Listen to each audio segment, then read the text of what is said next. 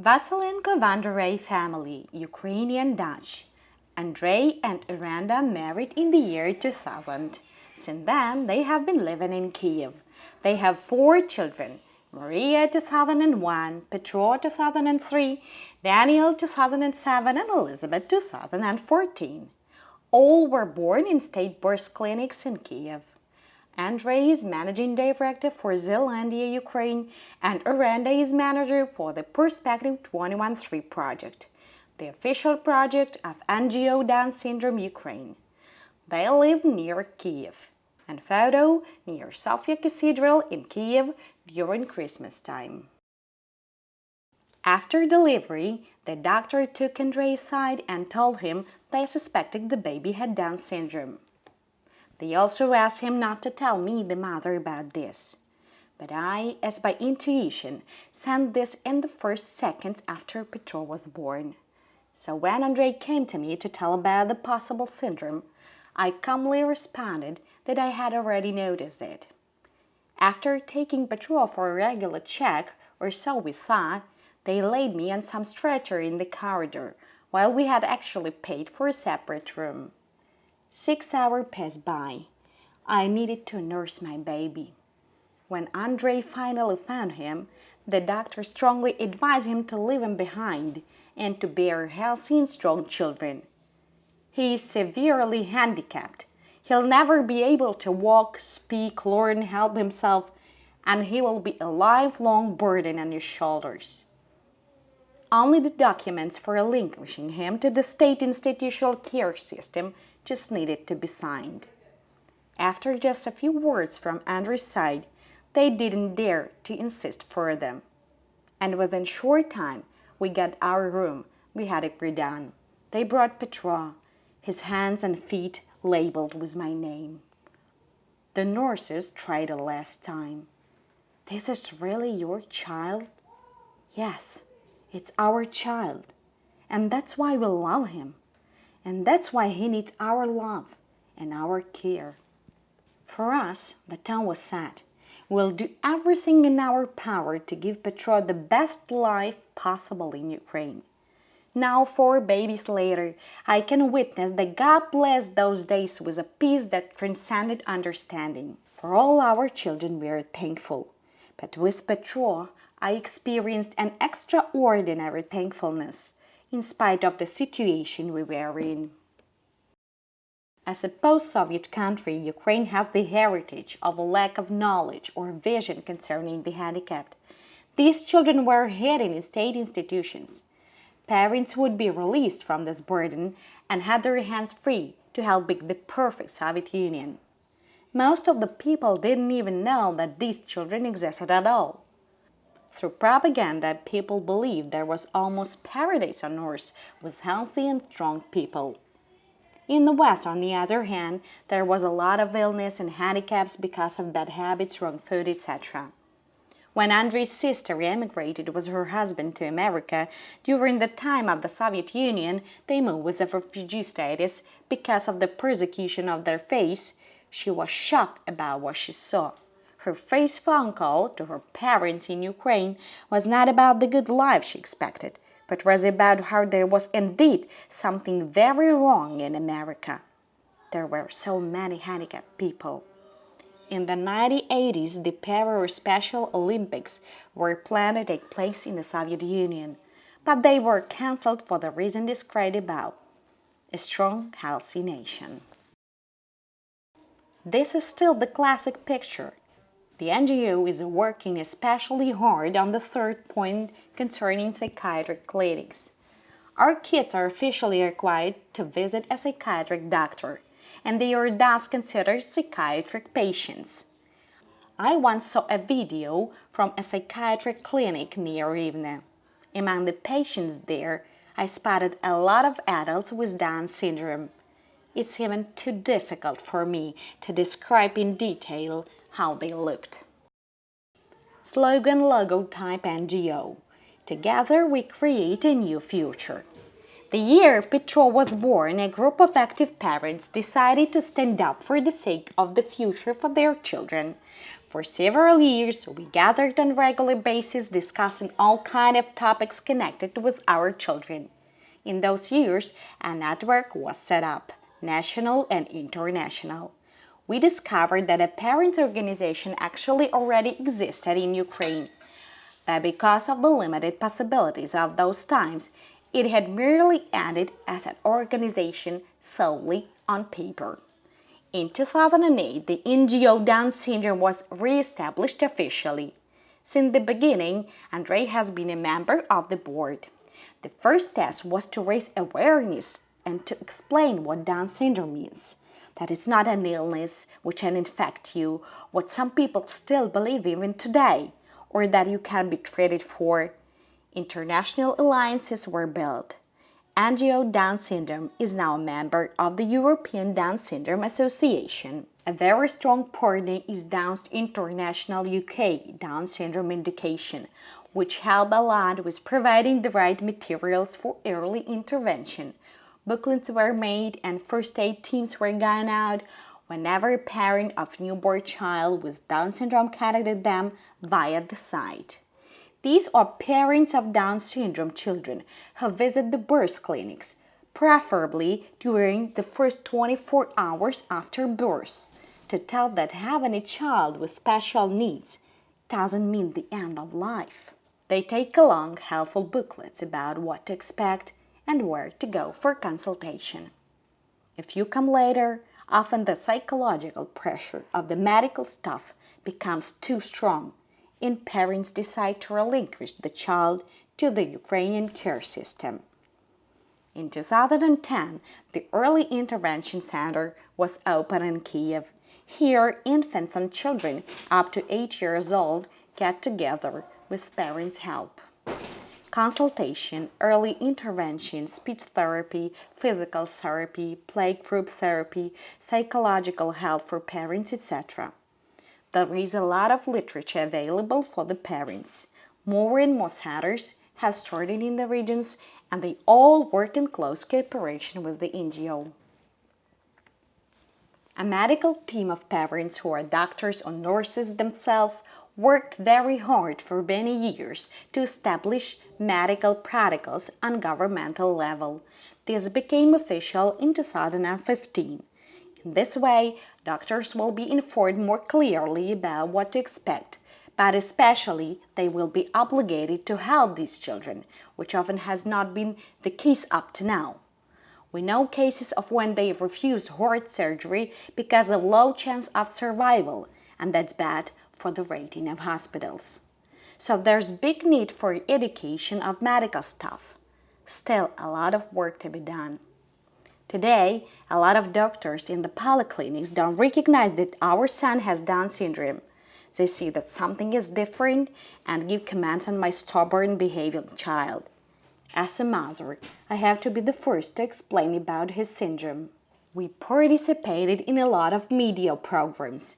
Photo, Petra would be great operator, radio, newspapers, magazines, TV talk shows, program about the difference in development for children living at home or in country, those who are living in institutions, about the need of these children for living in families with a mother and a father.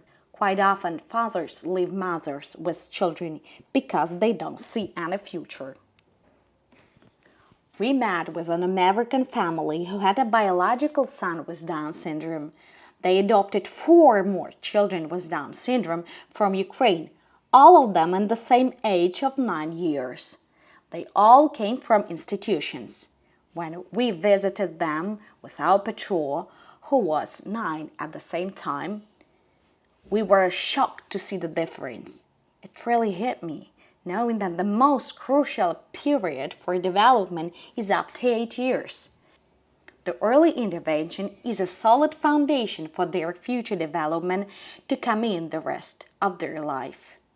These children could not speak, could only make some noises, cannot walk, and some even not crawl, were all in diapers, cannot eat, and some couldn't even chew. And then our son, He speaks limited even in different languages, walks, runs, rides his bike, writes, reads, makes his own sandwiches, washes and dresses himself, etc. All because of the very simple reason he got the stimulation he needed and the right environment to develop. What's typical for a lot of kids with Down syndrome is that they don't have much inner stimulation to develop. Petro, for example, never cried for food when he was an infant. He would just lay asleep and smile. That's why I placed an alarm clock to wake him up. All these natural skills often have to be taught to them. The same applies to problems with weak muscle tone, balance, and speaking and intellectual skills. Another successful action was the billboard campaign throughout Kyiv with all our children photographed together with famous Ukrainians. With the slogan, "They are just children, only with Down syndrome," Petro 5 years with Bogdan Stupka, actor and former Minister of Culture in Ukraine. After a lot of lobbying, the law on education was changed. In 2009, children with Down syndrome were no longer considered ineducable. They got full access to the education system. On paper, this group of children was no longer titled as debil or imbecile. These children now have the right to study in all the schools of Ukraine. And especially progressive parents who read stories of success on the internet fight for the right to let their kids study in public schools. Unfortunately, they don't realize the inclusive education system for kids with special needs works a bit different abroad. If children with Down syndrome are placed in a class, the state should provide an assistant for these children. If they get an assistant, the teachers are often not properly informed on what to expect. I spoke with 2 of such assistants during one of our seminars. These girls were given the task by the school administration to correct these children to the norm level within 4 years. Those teachers never heard of simple tools like pictograms, global reading, etc. And they are even less informed about the study possibilities these children realistically have. The result today is that we get phone calls from frustrated teachers and disillusioned parents. When we, as a family, faced the question of which education in Ukraine would fit the best for Petro, we were confronted with the reality that nothing available would actually fit him. Not even the state-run special boarding schools for children with education problems. Children with Down syndrome didn't fall in this category. By law, they are ineducable. That's why in 2010, we launched the project Perspective 21-3. Perspective 21-3 is the name of the project for children with a trisomia of the 21st chromosome Down syndrome. The goal of the project is to bring in the 21st century perspective for the lives of those children, together with other children with mental handicaps, on 3 most important life stages: education, job, and living. Radist is the first sub-project.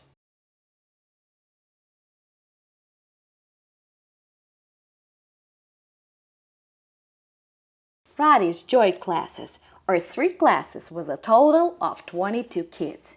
It is situated in Kyiv in State Boarding School number 26 for special needs children. This type of specialized schools operate under the Ministry of Education. In this school, children have the option to stay overnight from Monday till Friday. However, children from Radist go home every day. Only a small percentage of the children from this school stay overnight. Most of the children go home. To enter the school, the children need to have Spravka document from a psychiatric doctor who determines the type of mental state. For example, F70, F71, F80, which appear to be international classification codes. But to receive that document, children need to be checked by a committee of specialists who try to determine the level of development in just 10 minutes. So far, nobody has gotten any IQ tests or other secure screenings. That's why the classes can have a huge range of different intellectual and emotional levels among the children. We have children from weak social families who, were they living in the West, could easily be studying in normal schools with some extra attention and assistance. So we face the challenge of having very big differences among the children in the classes. It's an official scientific experiment on governmental level. We work together with National Institute for Special Pedagogics. Before starting up the first class, we took a delegation from the previously mentioned authorities to the Netherlands to show a model of what we would like to establish in Ukraine. After a lot of cynicism and claims that this could work only in the Netherlands, we are now almost 6 years ahead, affirming that, so far, it is the best working model in Ukraine. We have control groups within the same school, and the results and evidence are great. In January 2011, the first preparation class was started. In September 2011, we had the first class session. The director, Olga Nikolaevna Pavluchenko, gave us a premise from the school to prepare. In the first year, we made a classroom, a room for speech therapy, and an office. The following years, we repaired 2 more classrooms, and we made toilets for the children. Until then, they had to hang over the traditional Ukrainian toilets, which were no longer acceptable for us after we spotted the children frequently just sitting on them. The significance is that we have a team of Christians in a governmental setting. We are allowed by the director to pray and teach biblical principles and stories. Our strong belief is that by working seriously and on the highest level possible, we have the chance to be salt and light in Ukraine. The children in classes are mostly from non-Christian families. Besides teachers and assistants, we also have pedagogues working for the second half of the day. A lot of children stay in school until 6 or 7 p.m. because of parent jobs running late and long travel distances. The children have the possibility to eat 4 times a day. Unfortunately, it's logistically not possible to organize transportation from school. It's too big of an area for such a relatively small group of children. Some of our teachers come from different regions in Ukraine. Sometimes from a region that's over 6 hours away. That's why they have to rent a room in Kyiv. We have a coordinator of the team, Natasha Lishchuk, who works especially on the development of new educational materials, books, copybooks, and other teaching materials. We have our own speech therapist who works on individually with children one-on-one, messages and exercises, and gives lessons for speech development.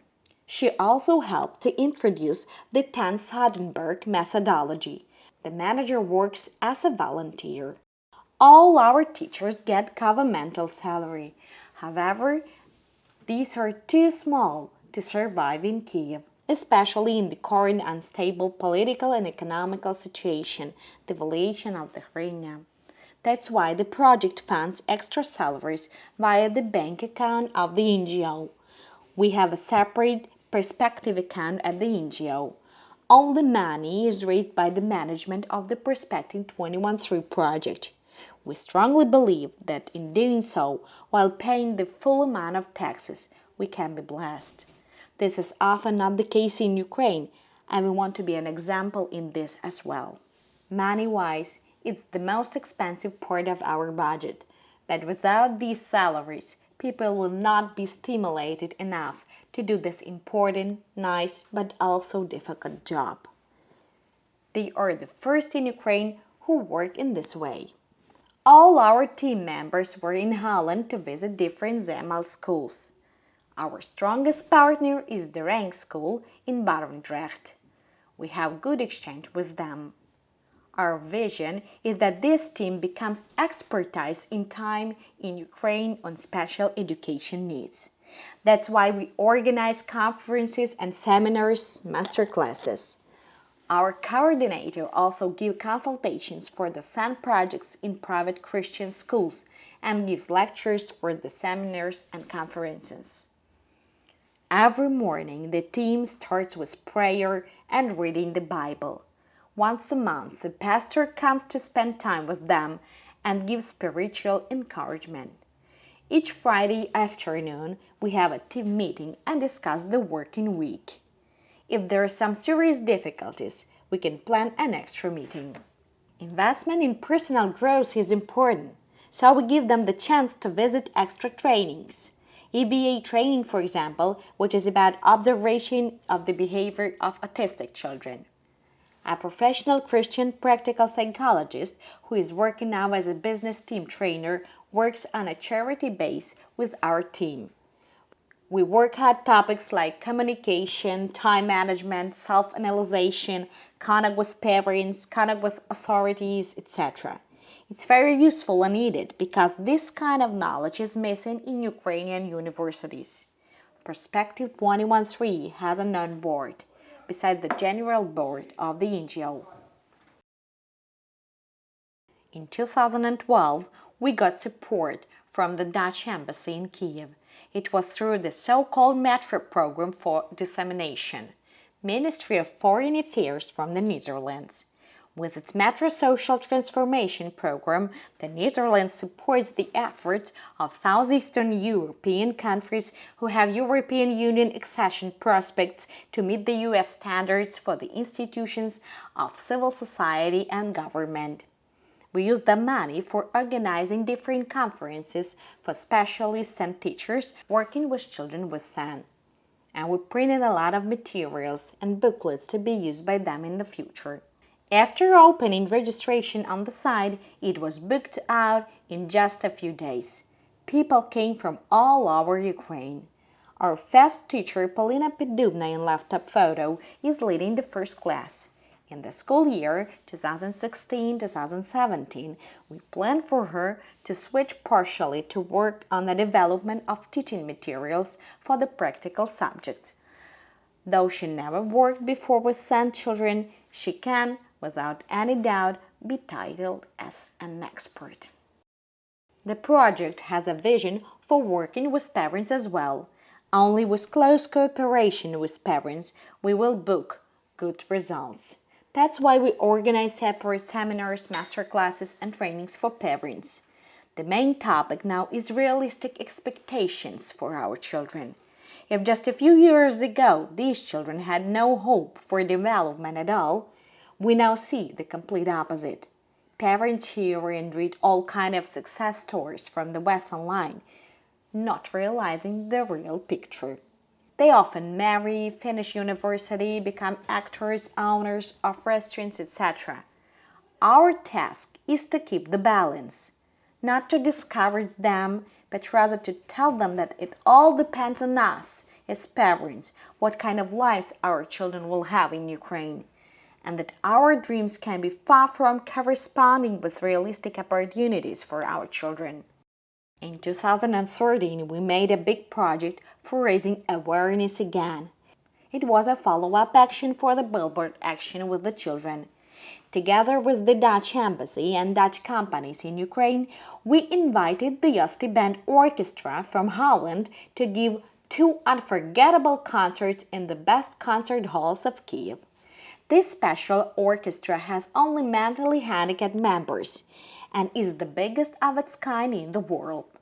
The concert was an enormous success with direct broadcasts on the biggest Ukrainian TV channels. The Dutch ambassador, Mr. Peter Jan Wolders, was very supportive. He gave the opening speeches for the conference and for both concerts as well. Later on, we heard reactions from Ukrainians that they were so positively touched by the way Ambassador Wolders addressed the orchestra members, so full of respect, treating them equal. In October of 2015, we organized a conference in Radisson Blu Hotel in Kiev. The project has had a contract with this hotel for several years now, within the framework of social responsible business. The direct and photo with Holland book of the hotel is Spanish and is very supportive and interested in helping the Ukrainian society become aware of this vulnerable group of children and showing them that these people are worthy to invest in. Our classes visited the hotel several times for educational excursions. They got acquainted with the different departments and were allowed to help with different activities. After having our children as guests, the employees became so enthusiastic that they have offered us a serious proposition to work together. Every week, Dorina in red dress with flowers and some of her colleagues came to our school to train the children on different skills connected to the hotel restaurant work, serving, preparing food, cleaning, polite behavior, etc. The conference was organized to show the evidence and scientific results of the first soon-to-be-finished experiment.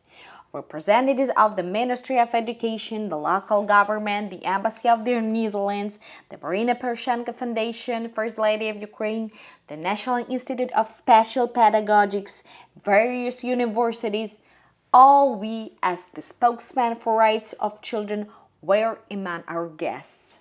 Partner organizations and experts from Holland were invited as well to celebrate the good results with us. Ferran Bourford, the director of the hotel, gave us the premise for free. We once again invited the press to broadcast this important job and the results to Ukraine. The event would have been not so successful if our own children hadn't taken part in it. 8 of our children got 7 weeks of training in the hotel to serve as waiters during the coffee break and meet the guests as host or hostess. They also read a 10th story about what they learned during the practice. One of the attendants started crying when he saw our children. He later told us that he lived a big part of his life next door to an institution for handicapped children. He was shocked by the difference and felt enormously grieved about the fact that those children could have read just as much if they wouldn't have been left behind and would have received the right education. Another reason for the conference was the presentation of the book guide Learning with Joy. The main author is Natasha Lishchuk with microphone. This book describes how to organize special need education. Its structured summary of what RED has developed through the last 5 years with a lot of practical examples and short explanations about the different methods and the way we work, complex, practical, and structured. The comments of parents in the book give it an extra dimension. The book is recommended by the Ministry of Education. Our wish and vision is that this book becomes the foundation for a series of educative material such as books, copybooks, methodological recommendations, didactic materials, etc. for teachers, students, and parents as well. In combination with seminars, we would like to share our experience in a more structured way in the future. The vision we had needed people and money. The book was presented also via radio and TV programs, links on the site. This slide shows a part of the developed books and didactic materials we use. The top right photo shows the difference between the mathematics book officially approved in Ukraine for children with learning difficulties and a page from one of our own math books. Our desire is to make it officially printed and recommended per school year, and in the future as an officially recognized and obligatory program. We already started negotiating about it with the authorities, but now we don't have enough finances, people, and a capacity to make it all Ukrainian, which will mean a system change. We understand that time is not yet ripe for it to make it on this scale, but we are working step by step into that direction, and we pray that God will show us clearly when it will be the right time. Our first priority is still the development of our children. Meanwhile, we work on the development of the team and the project. For the coming years, we plan one seminar a year about certain themes and work with people who already received consultation or have visited our events before. We prepare to support Christian initiatives, and we continue with giving individual consultation to send coordinators from other schools. This slide shows how our children learn to read with Zaitseva reading method in the first school year. The different sound, loud, soft, etc. makes different noises. Children build words in this way. We developed our own materials as well left up. The Numican method helped the children get along with abstract thinking. Oksana and Petro are practicing with Mani, own printing house. Our children have excursions on a regular basis. These excursions are always connected to the theme at school. On this slide, we see the visits to different supermarkets and the post office. Children work for weeks on these themes, which is very unusual in Ukraine. They learn lectionary, what to expect, how to behave, how to write shopping lists, how to use scales to weigh fruit and vegetables, and they practice using money, etc. The supermarkets are conducted in advance. This is top integration, inclusion into society, not only for our children, but also for the employees in those shops or offices. Often they see these children for the first time in their life and are positively impressed by their skills. In this way, we hope that they will tell their colleagues, families, and friends that we don't have to be afraid for those children. And maybe they will become their colleagues as well in the future. The children travel with public transport. In this way, they practice to recognize which bus, metro they need to take, and how to behave, how to buy a ticket for the theater, how to visit famous places of the city, visit the doctors, pharmacy, parks, restaurants, garden center, bakery, etc. Of course, we keep on improving on all academic skills, but the priority lies more and more on job orientation and practical skills. In the second half of the day, children will play library and get basic English speaking skills. One of our mothers is an English teacher and is volunteering together with our teachers. Children get drama lessons, play outside, do sports, homework, have celebrations, etc. For special practical lessons, we needed to make a well-prepared premise professional orientation room. As you see in the photos above, we wouldn't like our children to use the bath tubes in the school kitchen to learn how to clean the dishes. The school has small rooms for working with wood, but unfortunately, a lot of equipment is labeled doesn't work. The director of the school gave us 3 premises to remodel for the professional orientation room. It was really a challenge to look through it, but the result is great. We're very happy with the long-term support of Kyiv Lions Club, who for over a year funded a big part of the money needed for different renovations for over a year. Together with the other donations coming especially from the Netherlands, we're able to make this project reality. The result: the classroom is divided into several areas: reception, library, office, cafe, kitchen, shop, laundry, and cleaning. We are very happy with active support of parents volunteering in the project. Here is a mother making cookies for the New Year's celebration. We have also once a week English conversation. One of our mothers is teaching English language. Other mothers help with the library, where our children are taking books every week. It's just with the purpose that children keep interested in reading, holding books, and telling what they saw or read. Since the first day of the project, we get volunteer help from the Harvan family from the Netherlands. They are missionaries in Kiev and adopted 2 children with Down syndrome from Ukraine. Kor and Yoka are a faithful support to us. Especially Yoka spent a lot of hours to laminate and cut didactic materials for us. We started with the first step, practical skills and job training. In the coming school years, we plan that the children will first train skills in the equipped classroom, then in the school, and later on in practice out of school.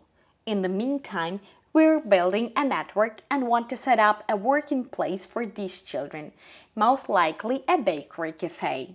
We're also planning to create a living place in the future where a group of our children, if God is willing, can have their own apartment together with their friends and where they can live safely and well trained with some coaching. We're looking for serious business partners who would be interested to invest in second and third stage. We don't want to be dependent on endless charity, but would like to set up a business structure, bakery lunchrooms, that could work in the future as a franchisor model for all over Ukraine.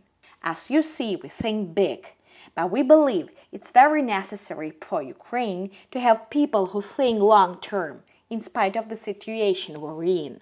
We keep on praying and working and are witnessing God's guidance and blessing hand over this project. This slide is added to draw attention to one more delicate topic: how believers view these children. Years ago, we as a family developed awareness for Christians, so to say. We traveled through Kiev and Ukraine to tell about handicapped children and adults and what the Bible says about them, which place they should get in church, but also very simple, what Down syndrome actually is. The reactions were very different. At some churches, people came to the front in tears, repenting that they never thought about them. Others came with money for the project and asked practical questions like what their church could do.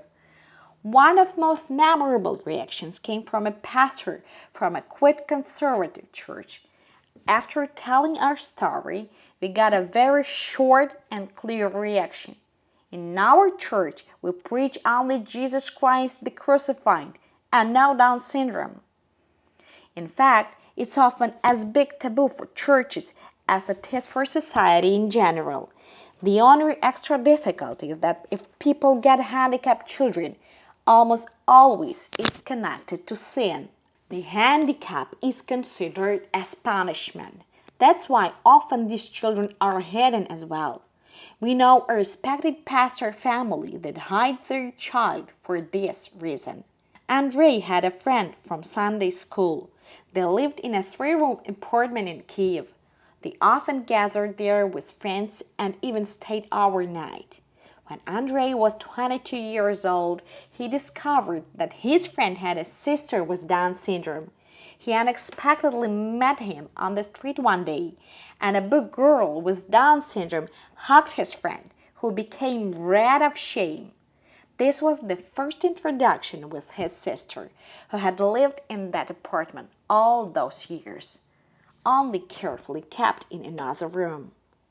There are anonymous letters from church members that tell you the reason why it happened to your child. They sometimes even know exactly which sin caused it. Because of this reason, parents often get big depressions and even spiritual problems.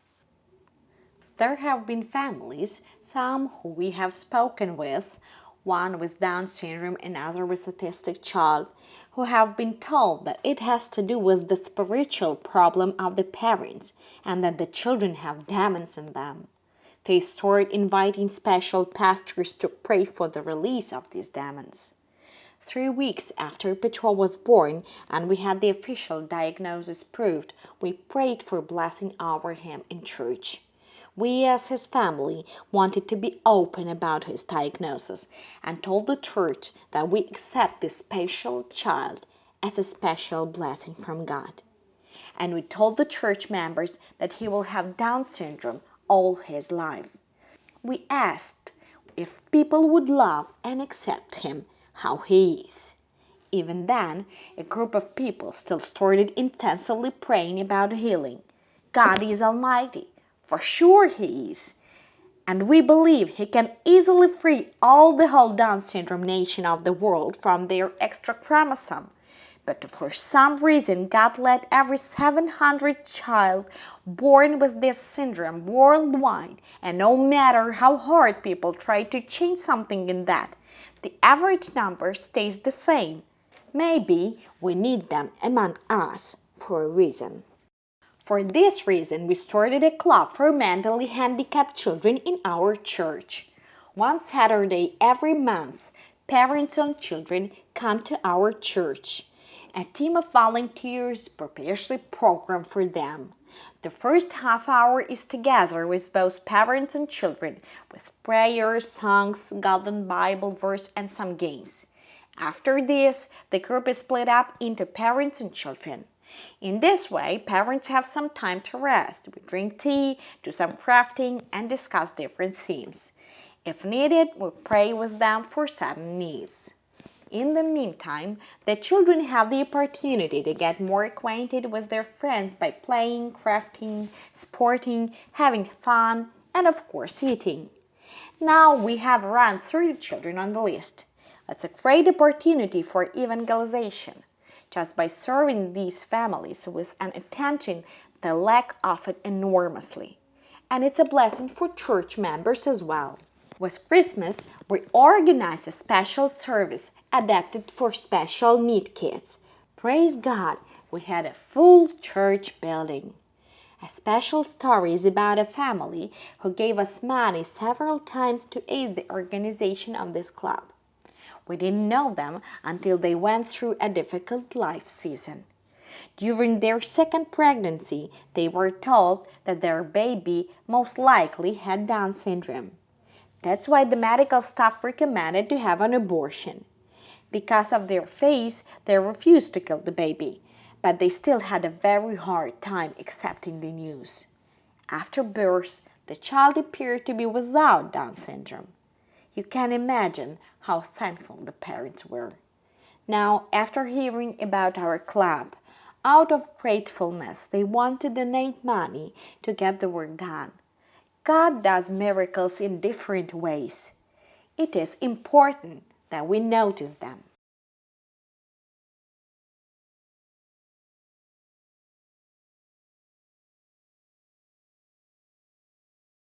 Do you remember what the doctor in the birth clinic was trying to let us believe? A lifelong burden on our shoulder. He is bearing our burdens on his shoulders and happily freeing us from less favored jobs. He will never learn to walk. Soli Deo Gloria. How many more Ukrainian children with special education needs will get this chance? Together with you, your prayers, and whatever support, we can make the difference.